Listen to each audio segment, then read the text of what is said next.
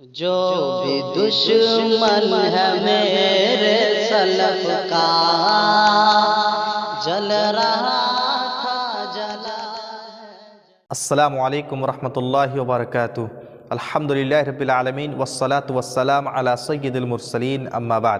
محترم ناظرین، آئیے ہم جانتے ہیں کہ دلوں پر زنگ کیسے لگتا ہے۔ ایک حدیث کی روشنی میں ہم جانتے ہیں، پیارے نبی صلی اللہ علیہ وسلم فرماتے ہیں کہ جب بندہ مومن کوئی گناہ کرتا ہے تو اس کے دل پر ایک سیاہ نقطہ رکھ دیا جاتا ہے، ایک کالا پوائنٹ رکھ دیا جاتا ہے۔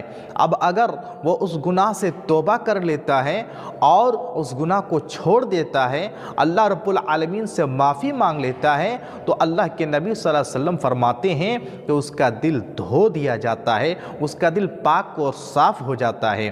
اور اگر ایسا نہیں کرتا ہے، گناہ پر گناہ کیے جاتا ہے، تو پھر وہ سیاہی، وہ کالا پن اس کے پورے دل پر چھا جاتا ہے، اور پھر اس طریقے سے اس کا دل پورا کالا ہو جاتا ہے اور اس کے دل پر زنگ لگ جاتا ہے۔